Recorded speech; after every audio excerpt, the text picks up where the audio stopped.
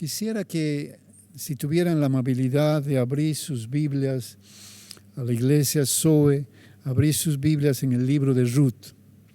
El libro de Ruth se encuentra al lado del libro de Jueces. El libro de Ruth, la historia de Ruth ocurrió en los días de los jueces.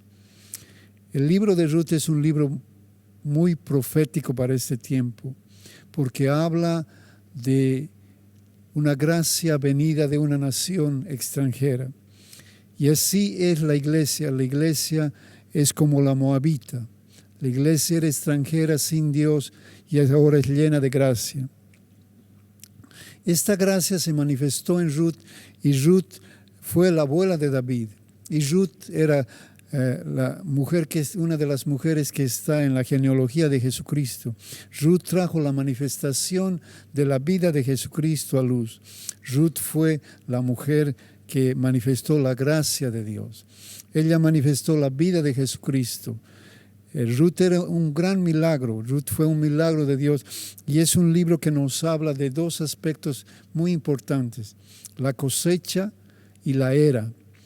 La cosecha no es suficiente, necesitamos de la era. La vida en la era es la vida privada con Dios. La vida de la cosecha es el traer de miles a los pies del Señor, y esto ha de ocurrir. Pero mientras hay cosecha debe haber era. En la era es donde se molía el trigo, donde se molía y se hacía harina, y la harina se hacía pan para las naciones. La era muy importante, así que Ruth tiene dos aspectos en su vida. Primero la cosecha y después la era. En la era ella recibe el pedido de Booz de casarse con ella. En la era ella es restaurada.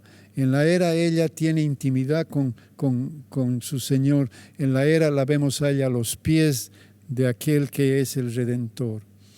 Y este es el llamamiento más alto de todos los cristianos, estar a sus pies. Vamos a abrir nuestra Biblia en el libro de Ruth y voy a leer los primeros 5 versículos en Ruth. Aconteció en los días que gobernaban los jueces, que hubo hambre en la tierra, y un varón de Belén de Judá fue a morar en los campos de Moab, él, su mujer y sus 2 hijos. El nombre de aquel varón era Elimelech, el de su mujer Noemí, y los nombres de sus hijos eran Mahlón y Kelión, efrateos de Belén de Judá.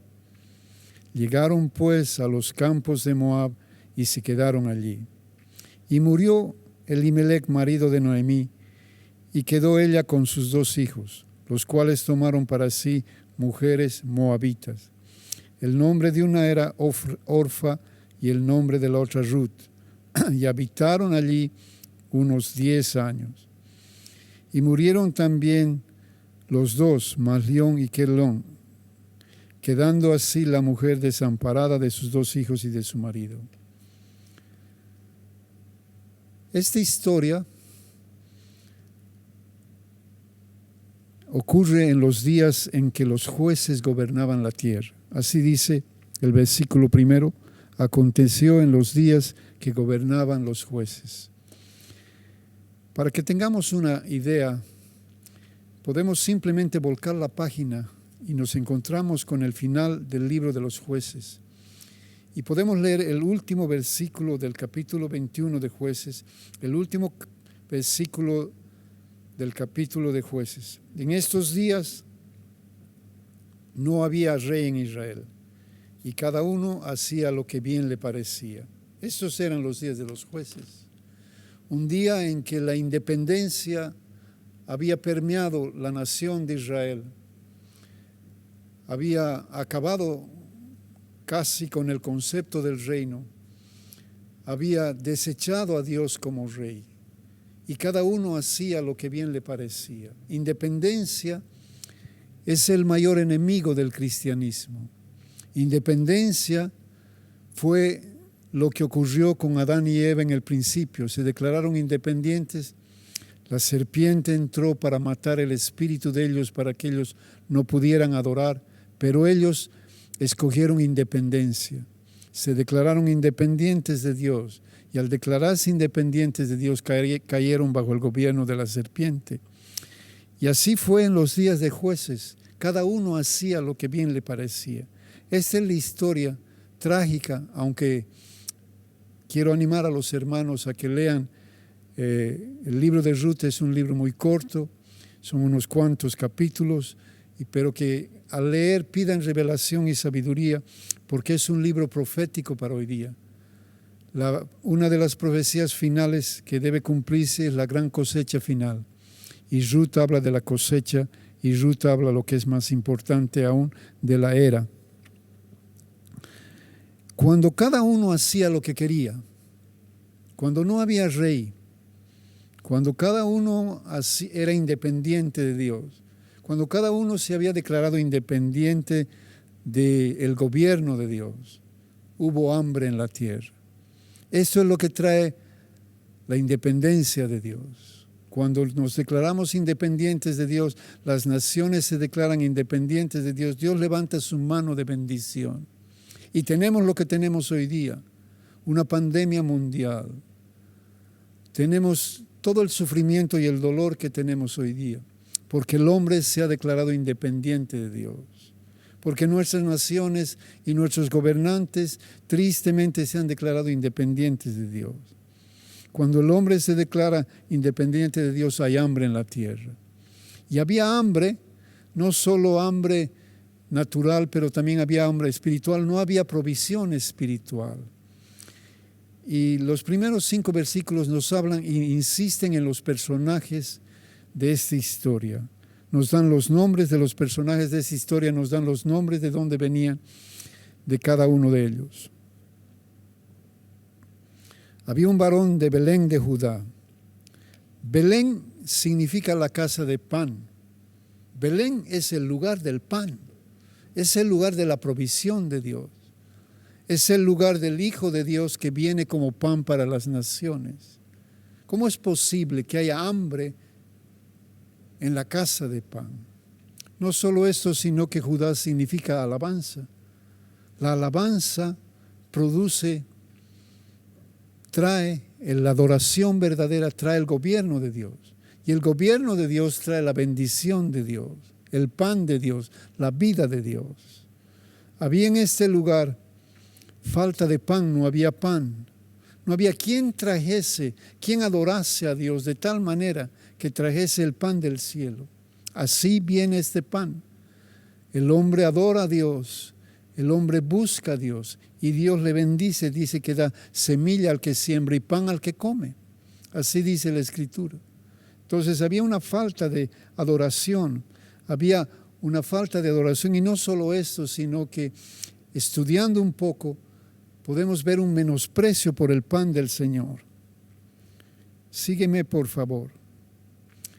Este varón se fue a Moab.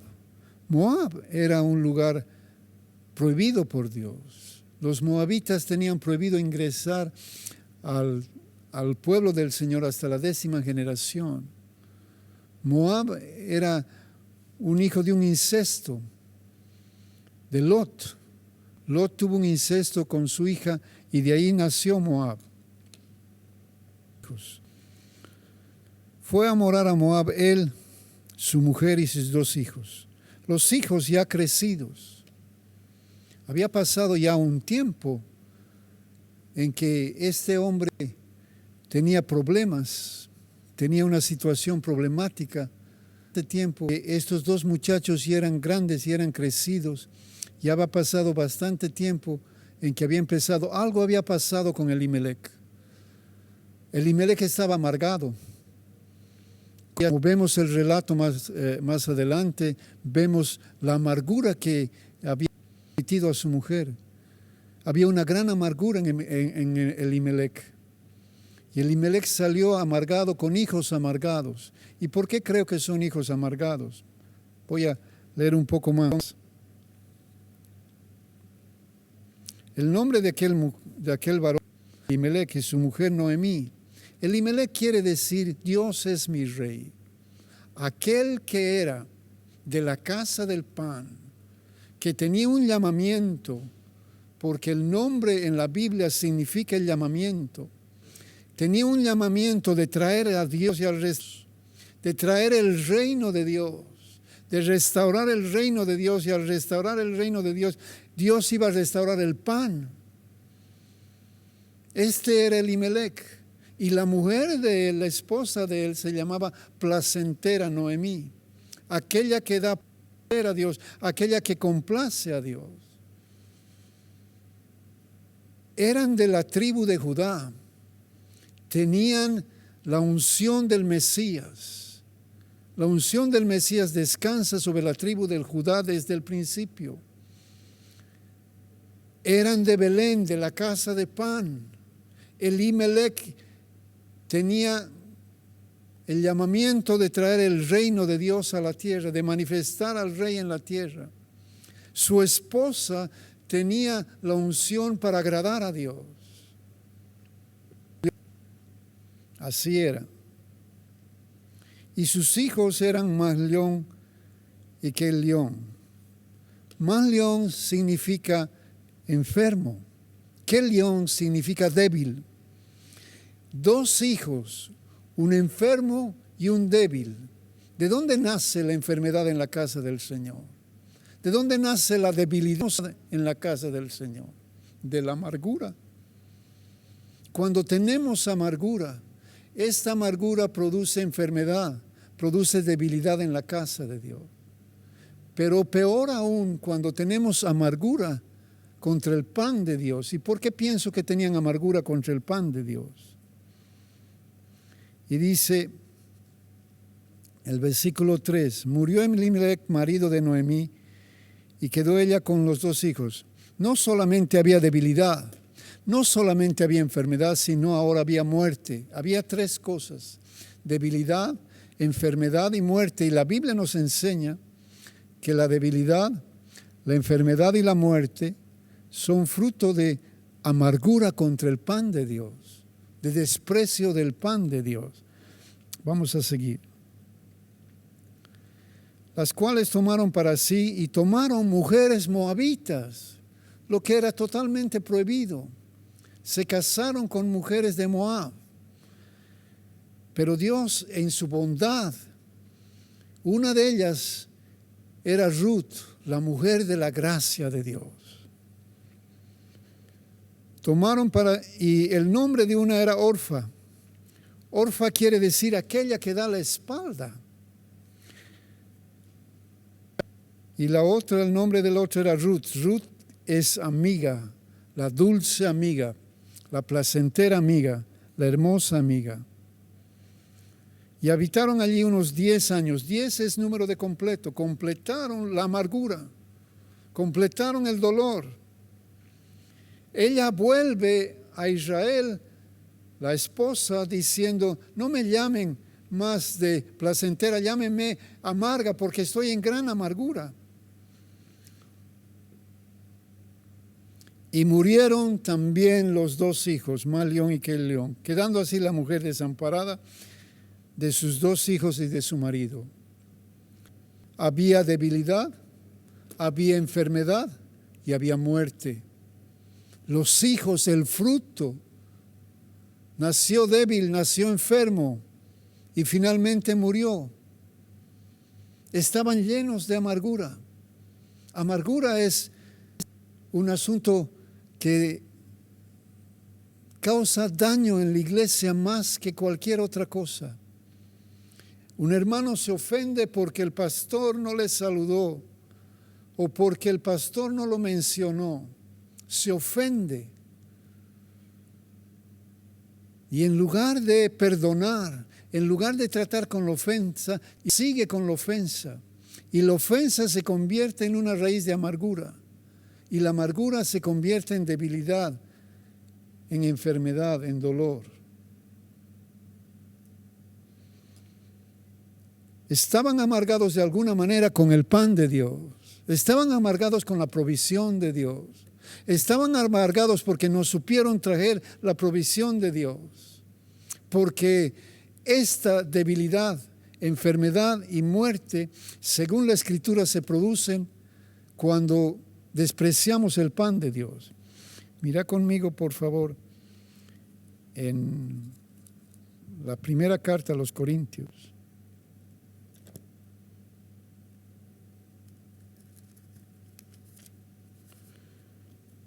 Primera carta a los Corintios.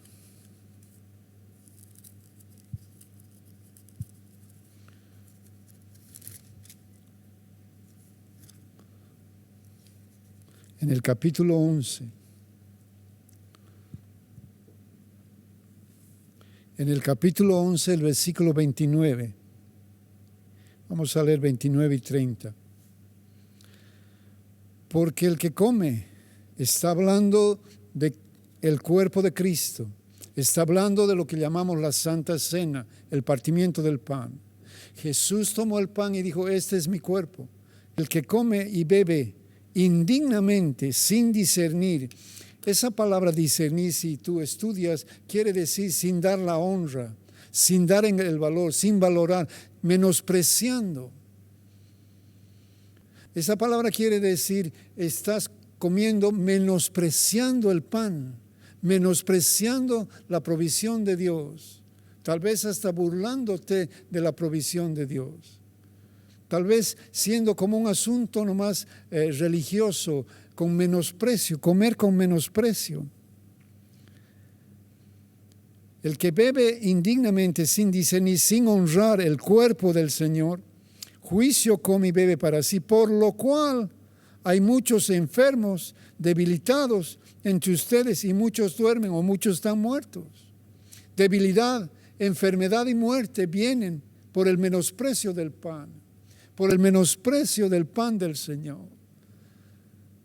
Así era tristemente la vida de Elimelech. Esto fue lo que transmitió a su mujer. Esto fue lo que recibieron sus hijos. En lugar de recibir vida y fortaleza, en lugar de ser placenteros delante de Dios, estaban llenos de amargura, llenos de enfermedad y dolor. Ruth, en cambio, en la provisión de Dios, en la misericordia de Dios, en la compasión de Dios, Dios trae su gracia. Toma el ejemplo de Abraham. Sara era el vientre escogido. Y Abraham dijo, es mi hermana. Y puso en riesgo la vida de la semilla. Podían haberla tomado a Sara como mujer y podían haber arruinado el plan de Dios. Pero Dios tuvo misericordia y Dios habló con el rey y Dios libró a Sara. Y Sara fue liberta de esta debilidad de Abraham. Esta es la gracia. La gracia en el caso de la historia que estamos hablando era Ruth. Ruth quiere decir la amiga Ruth. Dios quiere que seamos como Ruth. Que seamos Ruth. La iglesia es la moabita que trae la gracia de Dios para manifestar este mundo. Una gracia escondida, una gracia escondida por Dios. Y Ruth quiere decir amiga y Dios tiene hambre de amigos. Si tiene algo Dios es soledad. Si tiene algo Dios es falta de amigos. Muchos creyentes, muchos temen su nombre, pocos amigos. El amigo Dios verdadero adorador, por ejemplo. Y Dios dice que busca adorador. ¿Cómo puede ser que Dios busque? Porque debe haber muy pocos. En el Evangelio de Juan, Ruth, la amiga. En el Evangelio de Juan, en el capítulo 15, el versículo 12, dice así Jesús: este es mi mandamiento, que se amen los unos a los otros, como yo les he amado. Esta frase y estos próximos versículos que vamos a leer están en Juan 15, perdón. Está hablando de la vid. Está hablando del vino. Está hablando del fruto que Dios quiere. Y cuando habla del fruto que Dios quiere, Él va a hablar de su gran deseo. El que quiere amigos, dice la Biblia, debe mostrarse amigos. Jesús vino y se mostró amigo delante de sus enemigos. Él tiene hambre y sed de amistad. Este es mi mandamiento, que se amen unos a otros, versículo 12. Como yo les he amado. Nadie tiene amor que este, que uno ponga su vida por sus amigos. Ustedes son mis amigos si hacen lo que yo les mando. Si hacemos lo que Dios nos manda. Dios mandó a Elimelech manifestar el reino. Dios mandó a la esposa de Elimelech, a Noemí, a ser placentera delante de Dios. Y ella se llamaba amargada. Y él engendró hijos débiles y enfermos, llenos de amargura. Dice, ustedes son mis amigos si hacen lo que les mando. Ya no les llamaré siervos, porque el siervo no sabe lo que hace su Señor. Él está diciendo que los amigos saben lo que hace su Señor. Y él dice, usa una palabra muy interesante cuando él habla, dice, ya no les llamaré siervos porque el siervo no sabe. Esa palabra saber es la palabra eida. Eida es el conocimiento más alto. Era tan alto el concepto de Eida que los griegos decían, esto está reservado solamente para la divinidad. Eida es demasiado alto, no podemos entender. Pero yo les he llamado amigos porque todas las cosas que oí de mi Padre les he dado a conocer. El amigo íntimo de Dios, el amigo cercano de Dios, él tiene acceso a Eida, a la forma de conocimiento más alta que hay. Esta era Ruth, la amiga. Dice en Santiago 2:23, se cumplió la escritura que dice, Abraham creyó a Dios y le fue contado por justicia y fue llamado amigo de Dios. Abraham creyó a Dios y vino a ser el padre de la fe, y vino a ser el hombre que trajo la revelación de la fe, vino a abrir la cortina de la fe, las puertas de la fe, porque era amigo con Dios. Abraham es el personaje más importante de la historia de la fe en el Antiguo Testamento. Dios viene a juzgar Sodoma y Gomorra. A Lot, hay un hijo de Dios en Sodoma y Gomorra, Lot. Y Dios no le cuenta a Lot lo que va a hacer. A Lot debería contarle, él es el interesado. Dios le cuenta a Abraham. Y Abraham dice, Señor, ten misericordia, tal vez allá está justo, y Dios dice, voy a perdonar por 50, y tal vez 40, y tal vez 30, y tal vez 10. Estaba esperando Abraham que Lot había hablado con alguien del Señor, que había tenido discípulos, por lo menos 10 discípulos, y no había ningún discípulo. Y Lot era un justo, pero no era amigo de Dios. Pero Abraham sí era de Dios. Así era Ruth. En Génesis 18, del versículo 17 adelante dice, Jehová Dios dijo, encubriré yo a Abraham lo que voy a hacer, habiendo de ser Abraham una nación grande y fuerte, y habiendo de ser bendita después de sí que naciones de la tierra, porque yo sé que mandará a sus hijos y a sus casas después de sí que guarden el camino de Jehová, haciendo justicia y juicio para que haga venir sobre Abraham lo que ha hablado de él. Así fue Ruth. Así fue Abraham. ¿Voy a encubrir algo a Abraham? Dios te cuenta sus secretos. Dios tiene secretos que quiere compartir. Dios te cuenta lo que va a hacer en las naciones. Dios habla de estas cosas con sus amigos. Lot era un creyente, pero no tenía amistad con Dios. Ruth tenía amistad con Dios. Ruth trajo la amistad, a restaurar la amistad en la casa del Señor. Si algo era Ruth, sabía hacer, era ser amiga.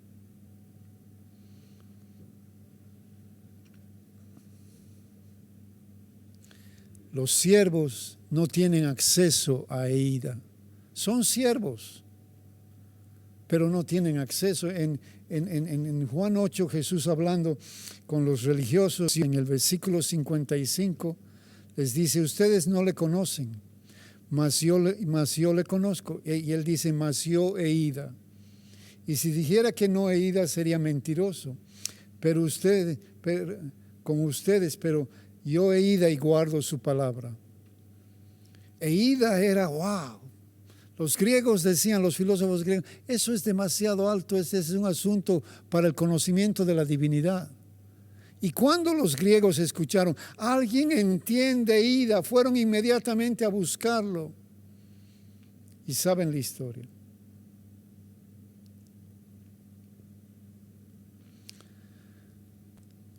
De Belén, de la tierra de pan, a Moab, Elimelec, Noemí, Mahlión y Quilión.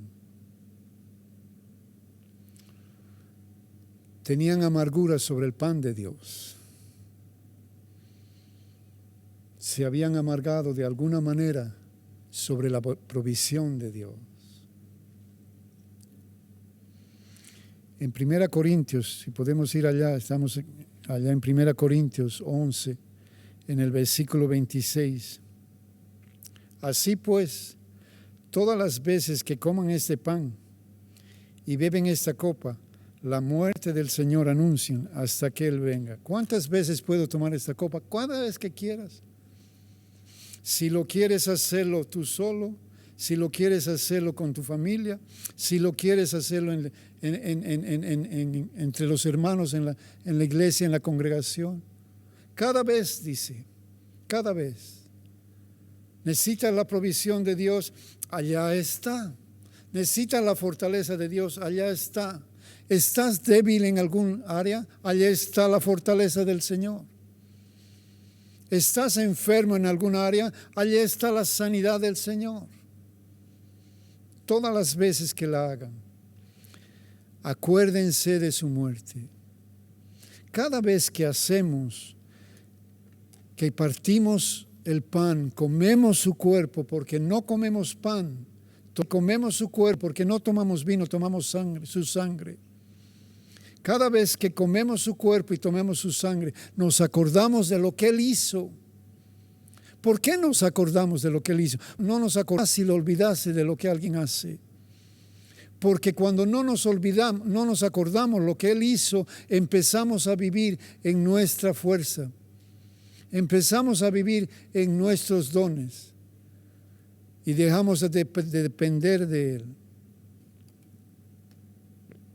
Cuando comemos nos acordamos de su obra consumada. Él ha acabado la obra, es suficiente. Con eso ya tenemos todo lo que necesitamos. Necesitamos fortaleza, está allá. Necesitamos salud. La misma llaga que nos ha salvado nos da salud, nos sana. Nos acordamos de que la deuda con Dios está consumada. El otro día un espíritu ha venido a acusarme de algo sencillo, pero ha venido a acusarme. Y yo le he dicho, mi deuda está pagada. No debo nada. Estoy libre delante de Dios, así que no me acuses. La deuda teníamos una deuda impagable. Y Él ha pagado la deuda. Nos acordamos de la victoria sobre nuestros enemigos. Él ha vencido el enemigo, Él lo ha destruido. Nuestro enemigo no es un enemigo con quien tenemos que luchar, es un enemigo al cual le tenemos que decir qué se hace y no se hace, hasta dónde se va, cuáles son los límites. La batalla ya ha sido vencida. Una vez que la batalla es vencida, se sientan vencedor y vencido. Y el vencedor le dice, ahora las condiciones son estas, así vamos a movernos. Esto es lo que haces con el enemigo. Cuando te acuerdas de lo que Él hizo, Él ha vencido mi enemigo, entonces yo le digo lo que debe hacerse y lo que no debe hacerse. Nuestro pecado ha sido clavado. Nos acordamos que nuestro pecado ya no tiene fuerza, ya no tiene poder sobre nosotros. De que el pecado ha sido clavado, que ya no se enseñorea de nosotros. Nos acordamos de su perdón para lo que hicimos, ¿verdad? Que los cristianos, para lo que no deberíamos hacer, pero que alguna vez hacemos. No es verdad que los cristianos tropezamos y caemos, es verdad.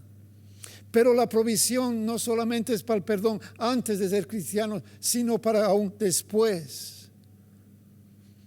Nos acordamos de su sanidad por sus llagas. Nos acordamos de su resurrección. Él ha resucitado para que nosotros tengamos vida y vida en abundancia.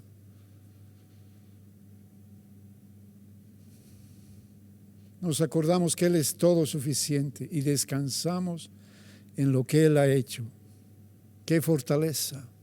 Allá no hay debilidad, allá no hay enfermedad, allá hay fortaleza. Si no nos acordamos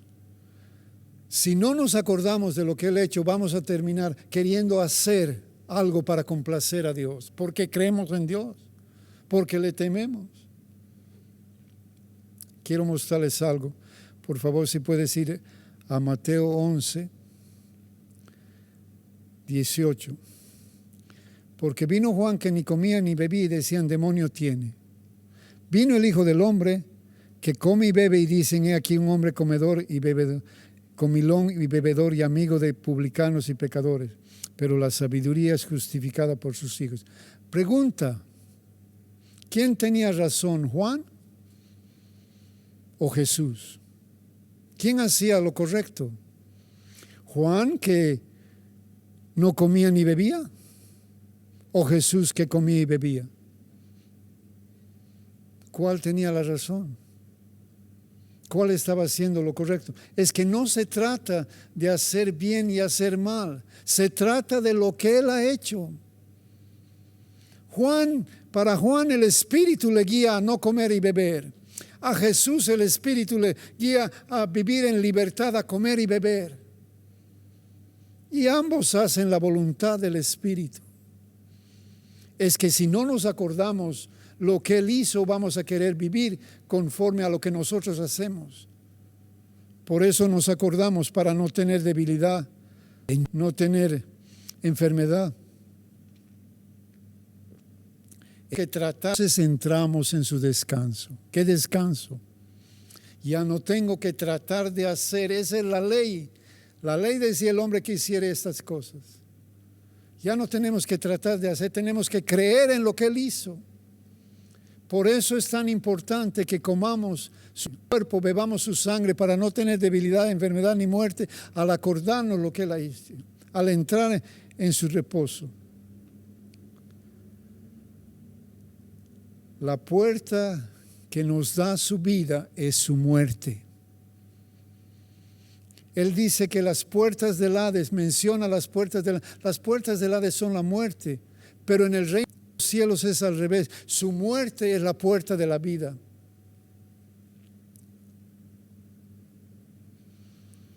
Cuando nos acordamos del precio pagado, podemos descansar. Podemos descansar. Quiero mostrarte un versículo, por favor, si puedes ir a segunda carta de Samuel. Segunda carta de Samuel, capítulo 7. Está hablando Dios con David. ¿De qué descansamos cuando nos acordamos de Él? Si no descansas, te debilitas, te enfermas. Versículo 11. Desde el día en que puse por jueces sobre mi pueblo Israel, a ti te daré descanso de todos tus enemigos. Dios nos da descanso de todos nuestros enemigos. Descansamos de la batalla de nuestros enemigos. Descansamos de la acusación de nuestros enemigos. Cuando andamos bajo la ley, nuestro enemigo nos dice, no has hecho, ya la has arruinado, ya no hay perdón para ti, ya no hay salida para ti. Cuando andamos bajo la gracia, miramos lo que Él ha hecho y somos fortalecidos.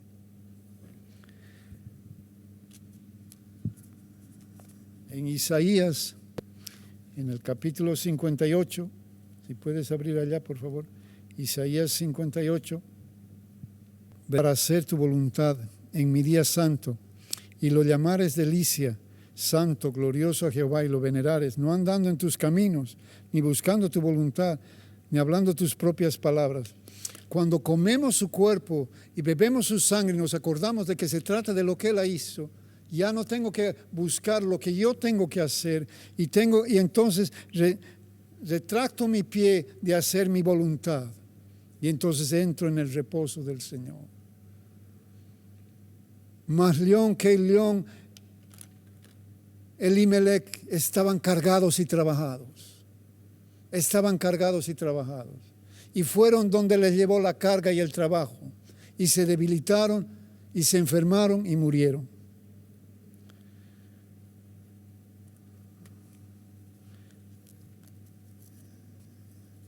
En Efesios, capítulo 2,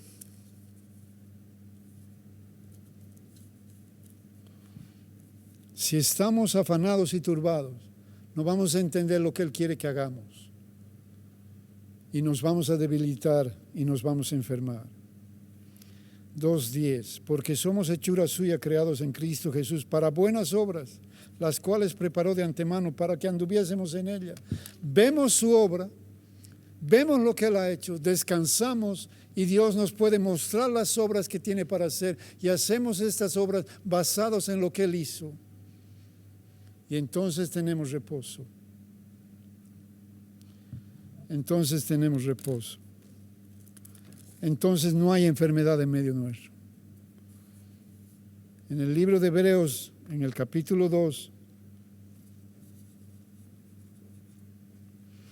en el versículo 14 dice, por cuanto los hijos participaron de carne y sangre, Él también participó de lo mismo, para destruir por medio de la muerte al que tenía el imperio de la muerte, este es el diablo. Nuestro enemigo está destruido. Él se ha hecho carne y sangre y nos acordamos de lo que Él ha hecho y nuestro enemigo está destruido cuando no nos acordamos de lo que Él hizo. Damos la autoridad, le damos al enemigo un poder que no tiene y le damos la autoridad de entrar y atacarnos y hacernos daño y debilitarnos y enfermarnos porque no nos acordamos lo que hizo. En el mismo Hebreos, el capítulo 10 dice, por lo cual, en el versículo 5, entrando en el mundo, dice, sacrificio y ofrenda no quisiste, mas dije, paraste cuerpo. Holocausto y expiaciones por el pecado no te agradaron. Entonces dije, he aquí vengo Dios para hacer tu voluntad, como en el rollo está escrito de mí.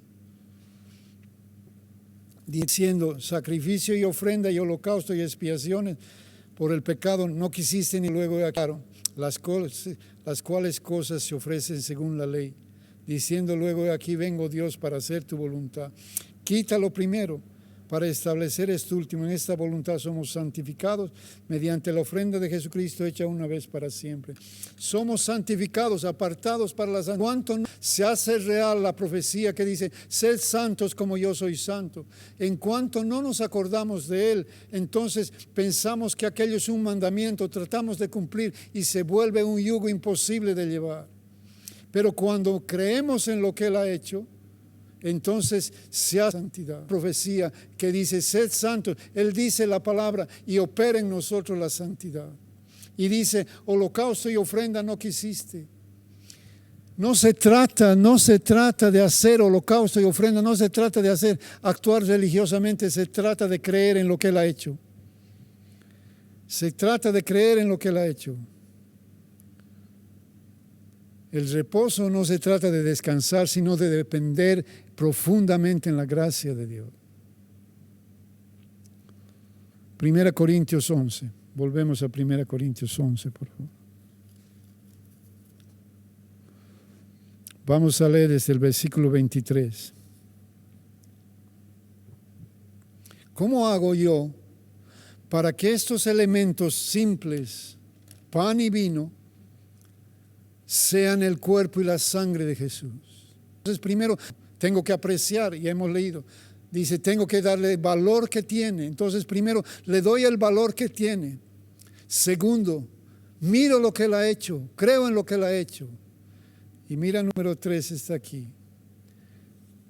Versículo 23. Señor Jesús, porque yo recibí del Señor lo que también les he enseñado, que el Señor Jesús, la noche en que fue entregado, tomó pan y habiendo dado gracias, puedes decir conmigo, dado gracias, lo partió y dijo, toman y coman, este es mi cuerpo que por ustedes es partido, hagan memoria de mí. Asimismo tomó la copa después de haber cenado, diciendo: esta es la copa del nuevo pacto en mi sangre. Haced esto todas las veces que beben en memoria de mí. Dio gracias, habiendo tomado el pan, dio gracias. Natural. Damos gracias a Dios por lo que Él ha hecho. El hombre natural puede tener los mismos elementos, partir, comer y beber, y para él solamente es comida y bebida para su cuerpo. Pero si nosotros damos gracias, entonces esto se vuelve en fortaleza, en sanidad. Esto se vuelve en sanidad, en fortaleza y en vida. Y dice: tomen y comen. No es como la mujer del principio, la mujer del nuevo, ella fue y tomó. Aquí Él nos está dando. Esta es la comida del Nuevo Testamento. Antiguo Testamento está lleno de comidas, Come esto, come, no puedes esto, puedes. Tan complicado. Nuevo Testamento, esta es la comida, su cuerpo y su sangre. Para ser fuertes, para no tener enfermedad, para no morir.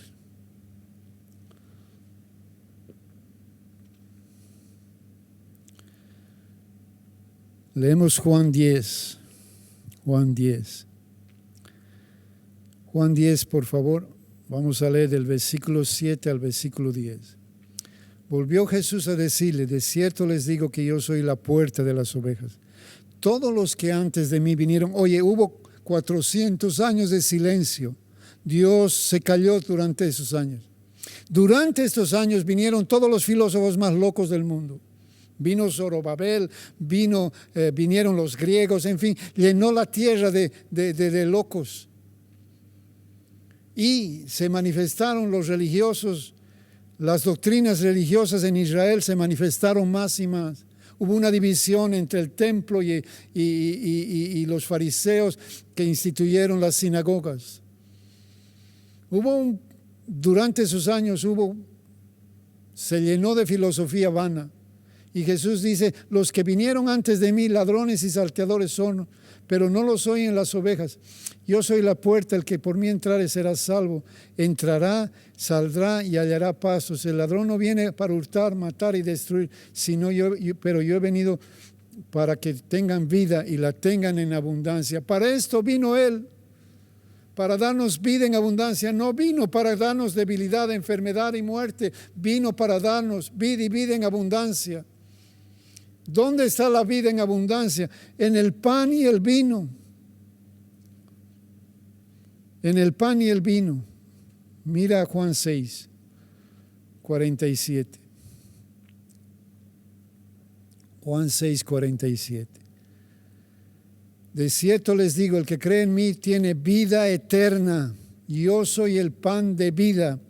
Sus padres comieron el maná en el desierto y murieron. El maná viene del cielo, pero mueres. Este es el pan que desciende del cielo para que el que de él coma no muera. Yo soy el pan vivo que descendió del cielo. Si alguno come este pan, vivirá para siempre. Y el pan que yo daré es mi carne, la cual daré por el mundo.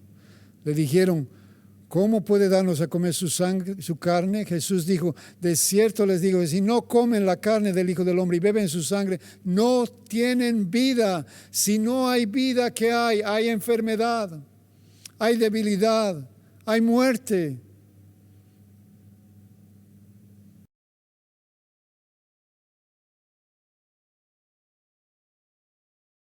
El que come mi carne y bebe mi sangre tiene vida eterna, y yo le resucitaré en el día postrero. Porque el que come mi carne, porque mi carne es verdadera comida y mi sangre verdadera bebida. El que come mi carne y bebe mi sangre, en mí permanece y yo en él. Muy sencillo. Entonces, a este punto quisiera hacerles una pregunta muy sencilla.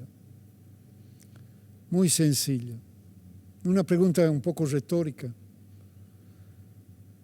Si no tienes luz, vas a tu casa y prendes la luz y no prende, ves el interruptor y no prende, y yo te digo es porque no pagaste la cuenta de la luz. O si pones la llave en el motor de tu auto y lo accionas y no prende, y si yo te digo es porque no tiene gasolina, son respuestas muy sencillas. Pero ¿creo en esas respuestas? Claro que creo. Creo en esas respuestas. Son muy sencillas, pero así es con Dios. En el pan es su cuerpo, en el vino su sangre está la provisión de Dios. Míralo, si comemos sin honrar hay enfermos, débiles y muertes. Ahora mira lo que dice Efesios 6. Efesios 6 en el versículo 10 dice: por lo demás, hermanos míos, fortalezcanse en el Señor, fortalezcanse en el Señor y en el poder de su fuerza. ¿Cómo? Comiendo el cuerpo, bebiendo de su sangre, apreciando el pan, apreciando la sangre, apreciando el cuerpo, dando gracias al Señor, creyendo en lo que Él hizo, recordando lo que Él hizo.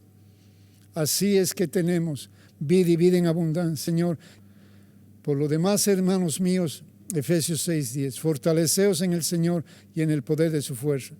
Y quisiera que abran por favor en Tercera de Juan, capítulo 1. Tiene un solo capítulo, el versículo 2. Amados, yo deseo que tú seas en todas las cosas y que tengas salud, así como... Este es el deseo del corazón de Dios.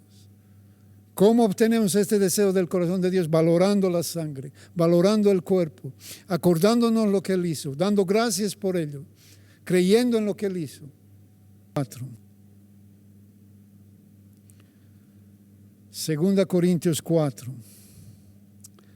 Llevando en el cuerpo siempre por todas partes la muerte de Jesús, para que también la vida de Jesús se manifieste en nuestros cuerpos. Llevamos a todas partes el cuerpo y la sangre para que la vida de Jesús se manifieste en nuestros cuerpos.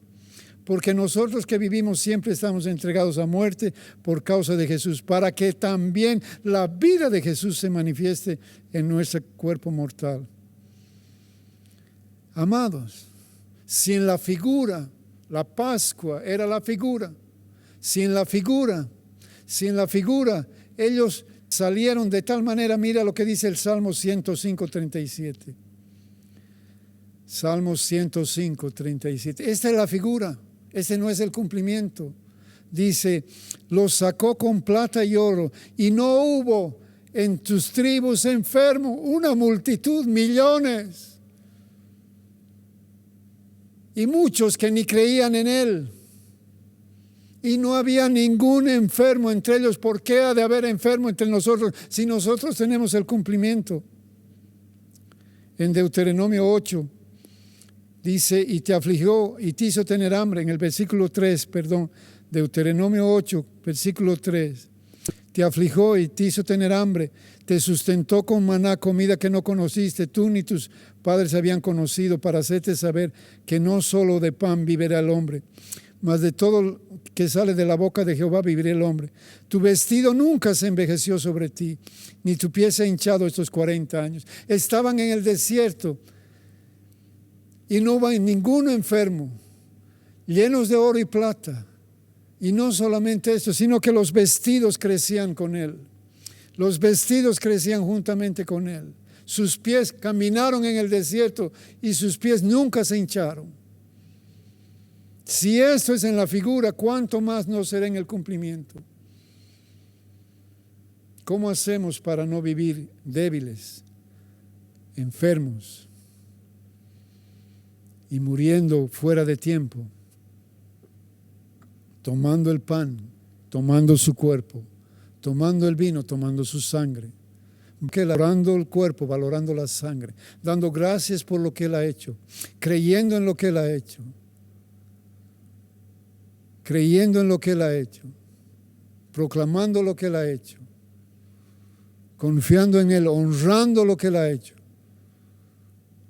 Entonces vamos a tener, esta es la prescripción de Dios. Escribe: quieres tener fortaleza, quieres tener salud, debes creer en lo que yo he hecho, debes honrar lo que yo he hecho, debes dar gracias por lo que yo he hecho, debes acordarte de lo que yo he hecho, debes hacerlo en memoria de mí. entonces se va a convertir el pan en comida verdadera. Y vas a comer a Dios. Y vas a beber a Dios. Cristo es el alimento procesado por Dios. A ver, piensa en la miel. La miel es alimento procesado. Las abejas lo procesan. Tú comes y el beneficio es inmediato. Tú comes un churrasco, un pedazo de carne, y tu pobre cuerpo tiene que pasar 30 horas procesando tu carne. Pero si tú comes miel, una cuchara de miel, inmediatamente tu cuerpo es beneficiado. Cristo es la comida. Dios quería que comamos de Él y envió a Cristo y lo procesó. Y cuando comemos su cuerpo, bebemos su sangre, inmediatamente somos beneficiados. Si honramos, si creemos, si damos gracias. Así que esa es la voluntad del Señor, que seamos fuertes, sanos y que vivamos hasta que cumplamos el propósito, que muramos como Él quiere. Amado Padre, gracias yo te doy muchas gracias por el pastor Ur, por su esposa Raquel, por la iglesia Zoe, la vida de Dios. Yo te ruego ahora una bendición sobre ellos. Bendíceles, sé con ellos en todo lo que hagan, sé con ellos en su entrada y en su salida. Bendíceles, ayúdales. Señor, dales paz en todas las cosas. Dales sabiduría e inteligencia para hacer lo que tienen que hacer. Estos difíciles, ayúdale, dale descanso. Que Él descanse en ti, Señor. El Señor dice, descansa en mí. Descansa en mí, confía en mí, pero yo sé, dice el Señor, tú confía en mí. Que Dios les bendiga y guarde. Reciben un gran abrazo de Bolivia. Gracias por el pan, gracias por el vino, gracias por el aceite, gracias por el Quijote, gracias por la cruz en Latinoamérica. Dios les bendiga.